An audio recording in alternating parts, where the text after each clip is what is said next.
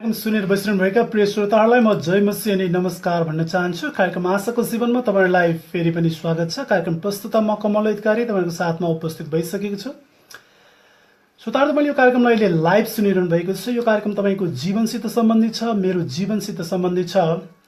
यो जीवन हामीले एकपटक मात्रै पाउँछौँ र हामीले यसलाई बुद्धिमानीपूर्वक प्रयोग गर्न जान्नु पर्दछ। हामीलाई थाहा छ कि हामीले विगतलाई जसरी बिताएको भए तापनि हामी त्यसलाई कुनै पनि हालतमा बदल्न सक्दैनौँ, तर भविष्यलाई कतातिर लैजाने भने हामी निर्णय गर्न सक्छौँ।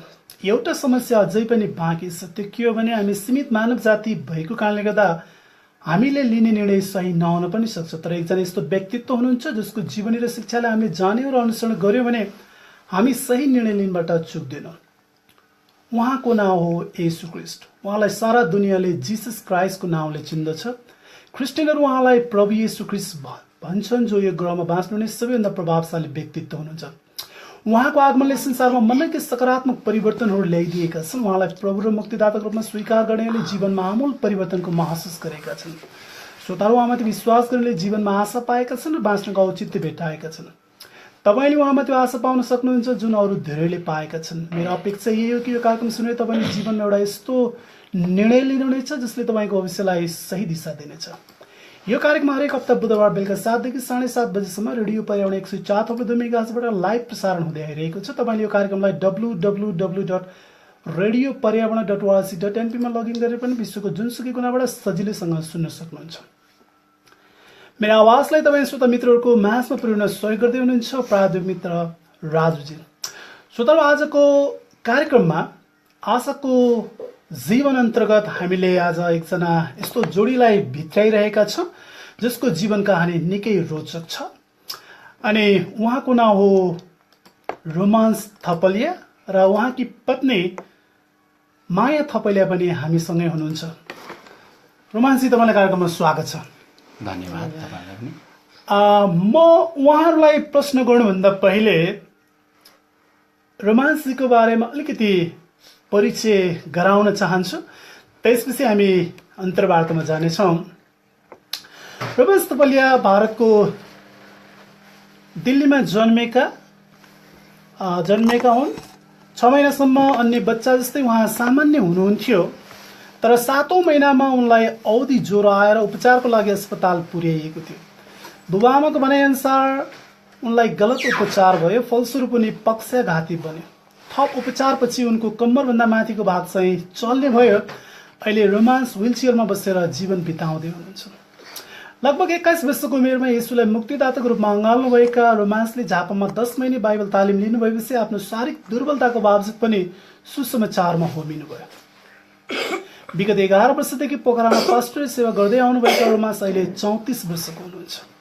नेपालका विभिन्न मण्डलीहरूमा पुगिसक्नुभएका रोमान्स हातले टेकेर प्रचार गर्नुहुन्छ।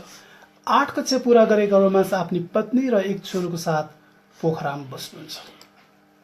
आज हामी उहाँसँग केही प्रश्नहरू गर्न गइरहेका छौँ जसको उत्तरहरू सुनेर मलाई लाग्छ श्रोताहरू तपाईँ पनि आशिषित बन्नुहुन्छ। कार्यक्रम सुरु गरौँ एउटा प्रश्न राखेर। हाल तपाईँ केमा व्यस्त हुनुहुन्छ? अहिले म विशेष गरी परमेश्वरको काममा म सेवाकाइमै व्यस्त छु। तपाईँ त भारतमा जन्मनु भयो अनि तपाईँको कहानी पढ्दाखेरि गलत उपचार भएको कारणले गर्दा चाहिँ तपाईँ पक्षाघाती बन्नुभयो भनेर चाहिँ तपाईँको बारेमा पढ्दाखेरि पाइन्छ। अलिकति बताइदिनु, के भयो त्यो? खासमा थियो खास मेरो भन्दाखेरि म जन्मिँदा राम्रो जन्मेको थिएँ। म एकदम स्वास्थ्य थिएँ, एकदम राम्रो थिएँ। तर जब 7 महिनाको लाग्दाखेरि मलाई अचानक ज्वरो आयो अनि ज्वरो आउने तत्काल चाहिँ मेरो आमाले चाहिँ लगेर चाहिँ एउटा हस्पिटलमा लिएर जानुभयो। अनि त्यहाँ चाहिँ एउटा सुई लगाइयो तत्कालै। अनि अहिलेको समय भनिन्छ बच्चालाई ज्वरो आउने बित्तिकै सुई लाउनु हुँदैन, त्यतिखेर लाइयो। अनि लाउने बित्तिकै मेरो सबै चल्न बन्द भयो अनि हातखुट्टाहरू केही चल्दैन थियो। तर प्रभुको अनुग्रह 3.5 महिना हस्पिटल राखेपछि मेरो कम्मरदेखि माथि चल्यो। अनि मेरो बुवा आमाको भनाइअनुसार चाहिँ त्यो सुई चाहिँ गलत हो अनि धेरै छिमेकले भने त्यो गलत सुईको कारणले गर्दा चाहिँ म चाहिँ यस्तो भएँ। भनेपछि तपाईँको बुबा आमाको भनाइअनुसार चाहिँ डाक्टरको लापरवाही भनौँ अथवा जो मान्छे त्यहाँ संलग्न भएको थियो उनीहरूको लापरवाहीको कारणले गर्दा चाहिँ यस्तो हुन आइपुग्यो भने तपाईँ भन्दै हुनुहुन्छ। हजुर। अब तपाईँ अहिले क्रिस्चियन हुनुभएको छ, क्रिस्चियन परिप्रेक्ष्यबाट हेर्दाखेरि यदि ती डाक्टरहरूले गलतै गरेका थिए भने पनि तपाईँ कुन दृष्टिकोणबाट हेर्नुहुन्छ? बदलाको दृष्टिकोण अथवा क्षमाको दृष्टिकोण, के भन्नुहुन्छ? अब चाहिँ म यस घडी चाहिँ एउटा क्षमाको दृष्टिकोणले हेर्छु है। अब म जुन अवस्थामा जस्तो छु, यो चाहिँ मेरो जीवन खेर चाहिँ गएन, प्रभुले चाहिँ चलाउनु भयो उहाँको महिमाको लागि। अनि अहिले आएर चाहिँ तिनीहरूलाई दोषी दिने कुराहरू आउँदैन। म जस्तो छु, जुन अवस्थामा छु, त्यो अवस्थामा प्रभुले क्षमा गर्न सिकाउनु भयो र परमेश्वरले आफ्नो महिमाको लागि चाहिँ मलाई प्रयोग गर्नुभयो। तपाईँ इन्डियामा जन्मनुभयो, इन्डियामा केही शिक्षा दीक्षा हासिल गर्नुभयो तपाईँले? मैले दिल्लीमा हुँदाखेरि 5 क्लाससम्म पढेँ मैले। अनि नेपालमा आएर 6, 7, 8 चाहिँ मैले लगभग घरमा बसेर नै मैले पढेँ। कति सालमा तपाईँ नेपाल आउनुभयो र नेपाल आउनुपर्ने परिस्थिति कसरी जन्मियो? हामी लगभग 1999मा अर्थात् नेपालको 2055 सालतिर हामी नेपालमा आयौँ। अनि बाबा आमाले भन्नुभयो आफ्नो ठाउँ आफ्नो देशमा फर्किनुपर्छ भनेर, अनि हामी आयौँ बाबा आमासँगै। तपाईँ नेपालमा आइसकेपछि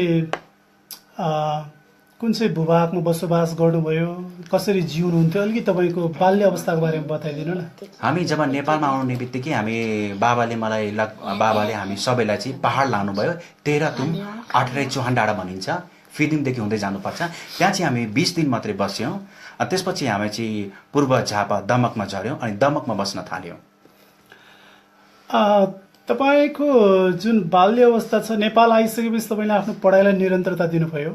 मैले निरन्तर दिएँ। म पढ्न चाहन्थेँ, तर विभिन्न मसँग व्हिलचेयर नभएको कारणले गर्दा अनि स्कुल अब टाढा भएको कारणले गर्दा विभिन्न कारणले गर्दा चाहिँ मैले पढाइ चाहिँ धेरै पढ्न सकिनँ। तपाईँले येशू ख्रीष्टको बारेमा पहिलोपटक कहाँ र कसरी सुन्नुभयो? त्यतिखेर म 21-22 को बिचमा थिएँ, मेरो उमेर लगभग 21-22 को बिचमा। त्यतिखेर म चाहिँ पूर्व झापामा चाहिँ कर उठाउने कामहरू गर्थेँ। अनि सबै गाडीहरू चाहिँ बेलडाङ्गी हुँदै दमक हुँदै जान्थेँ। अनि त्यहाँको ट्याक्स उठाउने म गर्थेँ। त्यहाँ चाहिँ मैले एउटा भाइको माध्यमबाट चाहिँ मैले सुसमाचार प्रचार गरेँ। तर त्यो सुसमाचारलाई अझै राम्रोसँग बुझ्नले एकजना दिल कुमार शिवा दाजु हुनुहुन्छ, उहाँले चाहिँ मलाई प्रचार गर्नुभयो अनि ग्रहण गराउनु भयो। तपाईँले सुरुमा येशू ख्रीष्टको बारेमा सुन्दाखेरि तपाईँले सकारात्मक प्रतिक्रिया दिनुभयो अथवा नकारात्मक प्रतिक्रिया दिनु, कस्तो लाग्यो तपाईँलाई? अनि जब एक भाइले अनि दाइले पछि मलाई बाइबल पल्टाएर चाहिँ प्रभु यीशु ख्रीष्टको बारेमा चाहिँ प्रचार गर्न जाँदाखेरि मलाई चाहिँ नकारात्मक कुराहरू भएन। किनभने दिल्लीमा हुँदा पनि मैले यीशुको फिल्म दया सागरहरू हेर्थेँ। तर यीशुले म चाहिँ साधारण एउटा साई बाबा, एउटा धार्मिक गुरु जस्तो सम्झिन्थेँ। तर किन जब उहाँले मलाई सुसमाचार प्रचार गर्नुभयो र बाइबल पढ्दाखेरि आनन्द र भित्रीबाट शान्ति आउँथ्यो। भनेपछि बाइबलको वचनले तपाईँलाई प्रभावित पार्यो? एकदम। अनि मैले त तत्कालै बाइबल मागेर अनि मैले त्यतिखेर मैले तत्कालीमा चर्च गइनँ, तर मैले लगभग 3 देखि 4 चोटि मैले बाइबल दोहोऱ्याएर पढेँ, नयाँ करार। अनि तपाईँले येशू ख्रीष्टमाथि विश्वास गर्नुभयो, एउटा त्यस्तो के कुरो थियो जसको कारणले गर्दा तपाईँलाई क्रिस्चियन हुन प्रेरित गर्यो? के त्यस्तो कुरो त मलाई छोयो भनौँ न एक प्रकारले? म सानोदेखि नै ईश्वरवादी थिएँ अनि एकदम भगवानलाई पुज्ने, अनि निधारमा जहिले पनि रातो टिका चाहिँ कहिले पनि नटुट्ने। मेरो चाहिँ अब भनौँ त्यसम्मको बेस्ट भगवान भनेको माता शेरावाली भन्थे। अनि एकदम ईश्वरवादी थिएँ। मलाई यीशुको कुन कुराले छोयो भन्दाखेरि मैले जब बाइबल अध्ययन गर्दाखेरि मैले के पाएँ भने जो अरूले मेरोमा भविष्य छैन, मेरोमा यो छैन भन्दाखेरि अब मैले केही गर्न सक्दिनँ भन्दाखेरि बाइबलमा मैले के पाएँ भन्दाखेरि त्यो पद अहिले पनि याद छ, यिर्मया 29:11 चाहिँ परमेश्वरले एउटा असल योजना चाहिँ मेरो लागि बनाउनु भएको थियो। अनि मैले हेरेँ कि जब म यीशुलाई यदि मैले विश्वास गरेँ भने मेरो जीवन खेर जाँदैन, एउटा विशेष उद्देश्य चाहिँ मेरो लागि राख्नु भएको छ। भनेपछि तपाईँको शारीरिक अवस्था जस्तो सुकै भए तापनि, तपाईँ शारीरिक रूपमा दुर्बल हुनु भए तापनि तपाईँलाई लाग्यो कि प्रभु यीशु ख्रीष्टले एउटा विशेष खालको उद्देश्य दिनुहुन्छ, बाटो देखाउनुहुन्छ र त्यहाँनिर उत्तम मार्ग पाउँछ भन्ने तपाईँलाई चाहिँ? एकदम। किनभने त्यहाँ मैले आशा र जीवन पाएँ। निश्चय। तपाईँले यीशु ख्रीष्टमाथि विश्वास गरिसकेपछि के गर्नुभयो? तपाईँ कुनै तालिमको लागि जानुभयो अथवा के गर्नुभयो त्यस पछाडि? यीशुलाई मलाई ग्रहण गरिसकेपछि अनि म 10 महिने जो दमकमा बाइबलको स्कुल थियो त्यहाँ मैले चाहिँ अध्ययन गरेँ। तपाईँले 10 महिना पुरा गर्नुभयो त्यहाँ? एकदम मैले पुरा गरेँ। अलि गाह्रो भएन तपाईँको शारीरिक दुर्बलताको कारणले गर्दा? त्यस्तो गाह्रो भएन। मलाई त आनन्द लाग्थ्यो, ओहो प्रभुले मलाई चाहिँ एउटा बाइबल स्कुल पढ्ने एउटा मौका दिनुभयो भने त मलाई त आनन्द लाग्थ्यो। मलाई त बाइबल स्कुलमा त्यहाँ जाँदाखेरि मैले त अझै मेहनत गरेँ, अझै मेहनत गरेर चाहिँ म त बाइबल अध्ययन गर्ने, त्यहाँ सिक्ने चाहिँ मैले एउटा मौका पाएँ। त्यसपछि के गर्नुभयो? तालिम समाप्त गर्नुभयो, त्यसपछि तपाईँ फेरि आफ्नै पुरानै पेसामा फर्किनु भयो कि अथवा नयाँ दर्शन लिएर अगाडि बढ्नुभयो, के गर्नुभयो? मैले जब बाइबल स्कुल पढ्दाखेरि मैले मैले एउटा दोकान गर्थेँ साधारण, किनभने त्यो मैले एकजना व्यक्तिले भन्यो कि त प्रभुले छोड कि त गाडी ल्याएको काम छोड भन्दाखेरि मैले गाडी ल्याएको काम छोडेँ तर प्रभुले छोडेन। अनि पछि मैले एउटा किराना दोकान गरेँ। तर जब बाइबल स्कुल मैले पढिसकेपछि मेरो मनमा के आयो भने मैले चाहिँ अब किराना पसल त्यो दोकान गर्नु हुँदैन, मलाई चाहिँ भित्रीबाट चाहिँ परमेश्वरले घचघचाइराख्नु भएको थियो कि तैँले मेरो काम गर्नुपर्छ, मेरो काम गर्नुपर्छ भनेर म छटपटाइरहेको थिएँ। तर परमेश्वरले मेरो प्रार्थना सुन्नुभयो र म चाहिँ पहिला चाहिँ पास्टर नभइकन म एउटा प्रचारक, एउटा इभान्जलिस्ट भएर चाहिँ म निक्लेँ। भनेपछि तपाईँले प्रचार गर्नुभयो। हजुर। तपाईँले प्रचार गरेको मान्छेहरू सुन्थे? एकदम। मैले सबभन्दा पहिलो पर्चा मैले दमकमा मैले गरेँ, बिना व्हिलचेयर। मैले लगभग 4-5 किलोमिटर मैले हिँडेँ, एकदम गाह्रो भएको थियो बिना व्हिलचेयर। त्यसपछि दोस्रोचोटि मैले नेपालगञ्जको 3 महिना बुटवलमा, काठमाडौँको विभिन्न ठाउँमा मैले प्रचार गरेँ, बिना व्हिलचेयर नै प्रचार गरेँ। भनेपछि तपाईँ हातले टेकेर हिँडेर मान्छेहरूलाई शुभ सन्देश बताउनुहुन्थ्यो? हजुर। अनि म चाहिँ पछाडि चाहिँ ट्र्याक्सहरू एकदम बोकेर क्याम्पसभित्र गएर, कहिलेकाहीँ मन्दिरमा गएर, कहिलेकाहीँ चाहिँ कसैको रुममा गएर चाहिँ म चाहिँ प्रचार गरिरहेको थिएँ। तपाईँलाई कुनै यस्तो क्षण याद छ जुन बेला प्रचार गर्दा फेरि मान्छेले विश्वास गरिहालेको अथवा खेदो सतावट गरेको कुनै त्यस्तो क्षण तपाईँले सामना गर्नु पर्यो? त्यस्तो त आउँथ्यो एकदम, किनभने कति व्यक्तिले चाहिँ एकदम ध्यान लगाएर सुनिदिने है। मलाई अहिले पनि याद छ, त्यो 4 जना मुस्लिमहरू थिए, उनीहरू चाहिँ के अरे मस्जिदहरू जान्थे। त्यहाँ चाहिँ मैले चाहिँ प्रभुको बारेमा प्रचार गर्दाखेरि मैले उनीहरूसँग हिन्दीमा बोलेँ अनि उनीहरूले एकदम ध्यान लाएर सुने। अब मलाई थाहा छैन उनीहरूले बुझ्यो कि बुझेन, तर 4 जनाले ग्रहण पनि गरे नेपालगञ्जमा, त्यो मलाई याद छ। अनि सतावटको कुरा गर्दाखेरि, प्रचार गर्दाखेरि मानिसबाट पनि सतावटको कुरा आयो, यसले विदेशी प्रचार गर्दैछ, हरेक कुरा रोकटोक पनि गर्थे। अनि अर्को समस्या के थियो भने मैले यसरी हात टेकेर प्रचार गर्दाखेरि कुकुरहरू पछि लाग्थ्यो क्या टोक्नलाई क्या। यो चाहिँ मेरो लागि ठुलो समस्या थियो। तपाईँले केही समय त्यही ठाउँमा सुसमाचार प्रचार गर्नुभयो, त्यसपछि तपाईँ पोखरा आउनुभयो? हजुर। म चाहिँ 3 महिना बसेपछि मैले प्रार्थना गरेँ, प्रभु यदि तपाईँको इच्छा नेपालगञ्जमा छ भने म यही बस्छु, नि त अरू ठाउँ पठाउनु भन्दाखेरि परमेश्वरले मलाई पोखरा पठाउनु भयो। भनेपछि तपाईँ पोखरा आउनु। अनि कहिले चाहिँ तपाईँले बिहे गर्न भ्याउनु भयो नि? विवाह हाम्रो लगभग त्यसै 65 साल, हाम्रो 65 साल फागुन 16 गते चाहिँ हाम्रो विवाह भएको। त्यो तपाईँको चिनाजानी कहाँबाट कसरी हुन आयो? हाम्रो चाहिँ चिनजाने बोल्न सक्नुहुन्छ? एमआई बाइबल कलेजमा हो, 5 दिनको सेमिनार थियो अनि उहाँहरू त्यही एमआईमा आउनुभएको थियो। त्यो बेलामा नै हाम्रो चिनाजानी भयो। चिनाजानी भइसकेपछि तपाईँहरू चिनाजानी भएको केही समय पछाडि, महिना वर्ष त होइन, केही महिना पछाडि तपाईँहरू वैवाहिक सम्बन्धमा चाहिँ? ए होइन, वर्षै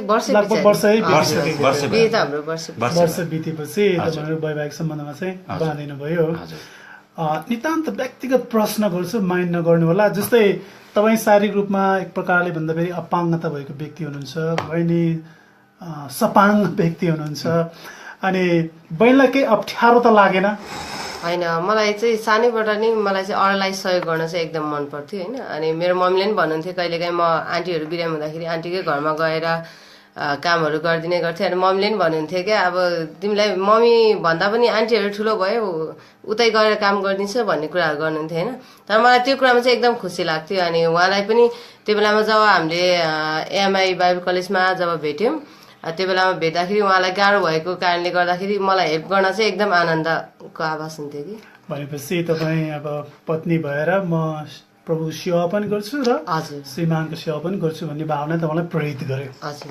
त्यो त निकै तपाईँले ठुलो चुनौतीलाई सामना गरिरहनु भएको हामी बुझ्छौँ निश्चय नै। अनि तपाईँ पास्टर सेवामा लाग्नु भएको लगभग कति वर्ष भयो? मैले सेवा गर्न थाले चाहिँ 13 वर्ष भयो। सुसमाचार यो गर्दा है पास्टर सेवा गर्न थालेको 11 वर्ष भयो। 11 वर्षको दौरानमा तपाईँ जुन पोखराको जुन ठाउँमा बस्नुहुन्छ, विभिन्न ठाउँमा सुसमाचार प्रचारको लागि जानुभयो होला नि त? हजुर। म चाहिँ पास्टर सेवकाई प्लस अनि कहिलेकाहीँ हामी एउटा कार्यक्रम बनाउँछौँ, विभिन्न ठाउँमा गएर चाहिँ हामी सुसमाचार प्रचार पनि गर्छौँ। यो 11 वर्षको दौरानमा कुनै एउटा विशेष दिन अथवा कुनै एउटा स्मरणयोग्य घटनालाई सम्झनु पर्यो भने तपाईँ कुनलाई सम्झनुहुन्छ होला? सुसमाचार प्रचार गर्दाखेरि होस्, या सतावट भोग्दाखेरिको होस्, या जीवनमा सङ्घर्ष गर्नु पर्दाखेरिको होस् अथवा कुनै पनि त्यस्तो सम्झनु पर्यो भने के छ होला त्यस्तो भन्दाखेरि विशेष? विशेष गरी त्यो दिन अहिले पनि मलाई याद आउँछ। हामीले विवाह गरेको भर्खर 16 दिन भएको थियो। अनि त्यतिखेर चाहिँ हामी क्वारेन्टिनहरूसँग थियौँ है। अनि पछि हामीले छुटिसकेपछि हामीले चाहिँ के सोच्यो भने हामीले आफ्नो खुट्टामा आफै उब्रेसोका गर्नुपर्छ भनेर त्यो दिन मैले अहिले पनि याद छ। कतिजना श्रीमान श्रीमती विवाह गरेर चाहिँ विभिन्न ठाउँमा नयाँ नयाँ ठाउँमा जान्छन्, कोही हनीमुनको लागि कहाँको लागि।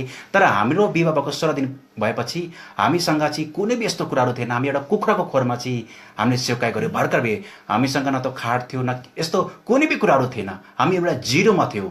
अनि त्यो दिन अहिले पनि याद आउँछ कि हाम्रो सेवकाई कुखुराको खोरबाट सुरु भएको, जहाँ चाहिँ न खाट छ न पकाउने रासन छ न केही छ। तर त्यो अवस्थालाई अहिले सम्झिँदाखेरि त्यो चाहिँ एउटा अनुभव, प्रभुले एउटा केही कुरा सिकाउनु भएको थियो।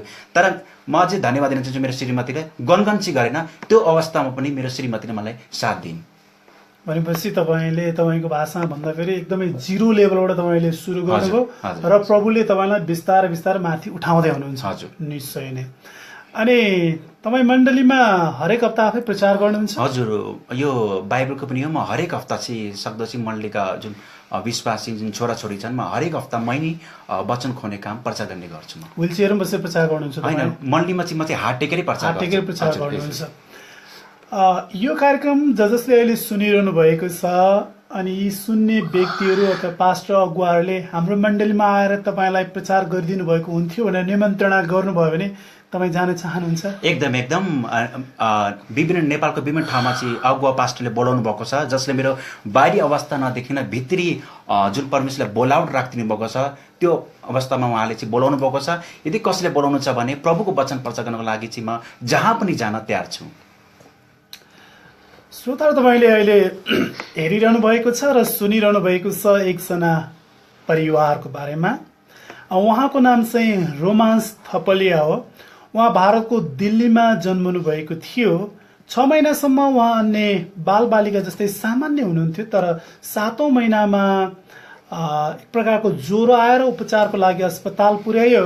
अनि बुबाआमाको भनाइअनुसार रोमान्सलाई गलत उपचार भएको थियो। परिणामस्वरूप रोमान्स पक्षघाती बन्न पुगे। तर थप उपचारपछि उनको कम्मरभन्दा माथिको भाग चाहिँ चल्ने भयो। अनि अहिले रोमान्स थपलिया व्हिल चेयरमा बसेर आफ्नो जीवन बिताउँदै हुनुहुन्छ। लगभग 21 वर्षको उमेरमा उहाँले येशूलाई आफ्नो मुक्तिदाताको रूपमा चाहिँ अँगाल्नु भएको थियो। झापामा 10 महिने बाइबल तालिम लिइसक्नु भएपछि आफ्नो शारीरिक दुर्बलताको बावजुद पनि उहाँ सुसमाचारमा होमिनुभयो। अनि विगत 11 वर्षदेखि पोखरामा उहाँ पास्टरी सेवा गर्दै आउनु भएको छ। हाल उहाँ 34 वर्षको हुनुहुन्छ।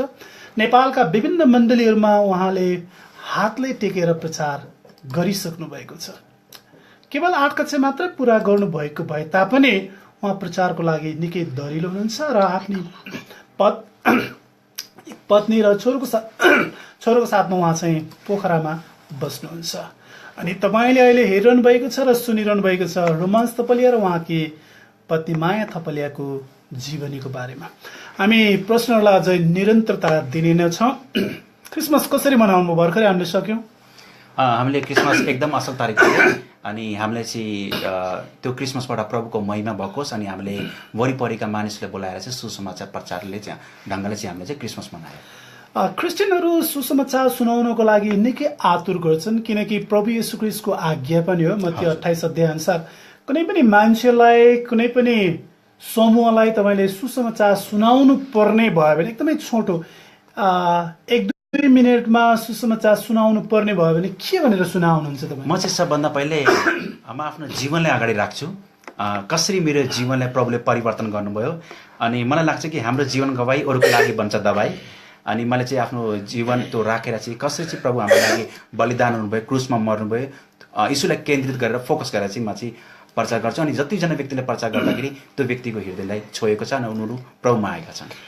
म अहिले जुन प्रश्न गर्न गइरहेको छु त्यो अलिक कठोर पनि हुनसक्छ, माइन्ड नगर्नु होला कि क्रिस्चियनहरूलाई एउटा आरोप लाग्ने गर्छ कि उनीहरूले पैसा पाएको कारणले गर्दा चाहिँ उनीहरू क्रिस्चियन भएका हुन्, उनीहरूले धर्म परिवर्तन गरेका हुन् भनेर। कतै तपाईँ पनि पैसै पाएर क्रिस्चियन हुनु भएको त होइन? यो चाहिँ अहिले हामीमाथि ठुलो आरोप लागेको छ कि पैसै पाएको कारणले गर्दा धेरैजना चाहिँ के अरे कृष्ण भएको छन् भनेर है। अब जसले यो जुन आरोप लागेको छ यस्तो त्यो व्यक्ति देखाइदिनुहोस् कि कसले चाहिँ पैसा पाएर चाहिँ यीशुले अँगालेको छ। मैले जब प्रभुलाई अँगाल्दाखेरि मलाई कसैले पनि मैले पैसा दिएन, किनभने यदि मैले पैसा दिएको भए म त दोकान गर्ने थिइनँ, त्यो ट्याक्स उठाउँदै रोडमा बस्ने थिइनँ, अनि त्यो कुखुराको खोरमा सेवकाई गर्ने थिएन। अनि म ती व्यक्तिहरूलाई के भन्छु भने जसले आरोप लगाएका छन् एकचोटि प्रभुमा आउनुहोस्, के अरे पानीको सल्टा उल्टै हामीले चाहिँ प्रभुको राज्यमा दिनुपर्छ। बहिनी पनि के कारणले गर्दा चाहिँ क्रिस्चियन हो? पैसा पाएको कारणले गर्दा त होइन? होइन, प्रभुले नै हामीलाई सिकाउनुहुन्न होइन। प्रभुको वचनमा नि भन्छ, बाइबलमा नि भन्छ नि देउता दिनेछ भनेर होइन। पहिला चाहिँ आफूले दिनु पर्यो अनि बल्ल पाइन्छ भन्ने कुरा होइन। अनि प्रभुको लागि हामीले जुनै कुराहरू गर्छौँ प्रभुले आशिष दिनुहुन्छ अनि त्यसरी नै हामीहरूको जीवन चाहिँ हुन्छ होइन। अनि म सबैलाई त्यही भन्न चाहन्छु होइन, एकचोटि आएर बुझ्नुहोस्, मान्छेहरूले भनेको कुराहरूलाई नसुन्नु, फल्नाले के भने ढिस्कनाले के भने भन्दा पनि आफैले आएर बुझ्नुभयो भने चाहिँ अझ असल हुन्छ। तपाईँको विचारमा अब तपाईँले केही वर्ष प्रभु येशू ख्रीष्टसँग बिताइसक्नु भएको छ, येशू ख्रीष्ट को हुनुहुन्छ त जिजस क्राइस्ट को हुनुहुन्छ भन्ने प्रश्नको जवाफमा तपाईँ के भन्नुहुन्छ? येशू ख्रीष्ट पहिलो परमेश्वर हुन्छ है, संसारको सृष्टिकर्ता परमेश्वर हुन्छ। दोस्रो उहाँ संसारलाई पापबाट छुटकारा दिने चाहिँ उहाँ उद्धारकर्ता मुक्तिदाता हुनुहुन्छ। यो कुरा बुझ्यो भने यो साँच्चै नै मानिसले बुझ्यो भने यिनीहरू प्रभुमा आउनेछन्। अनि मानिसले बुझ्ने कुरा उहाँ सृष्टिकर्ता हुन्छ, संसारले बनाउने। यो नितान्त काल्पनिक प्रश्न हो। यदि तपाईँले प्रभु येशू ख्रीष्टलाई नअँगाल्नु भएको भए तपाईँको अवस्था अहिले कस्तो हुन्थ्यो होला? यदि आज मैले प्रभुलाई नपाएको भए नि म स्पष्ट छ, जुन जुन ज्योतिषहरूले मेरो लागि विगतमा भविष्यवाणी गरे, यो कुराहरू गरे, छरछिमेकीले भन्थे मैले जीवनमा केही गर्न सक्दिनँ, मैले मागेर खानुपर्छ, न गला छ न कला छ। यदि यीशुलाई नपाएको भए मेरो विवाह पनि हुने थिएन है, म केही गर्न पनि सक्ने थिइनँ। सायद मैले दुईवटा बाटो रोज्नुपर्ने थियो, त्यो मैले सोचिसकेको थिएँ।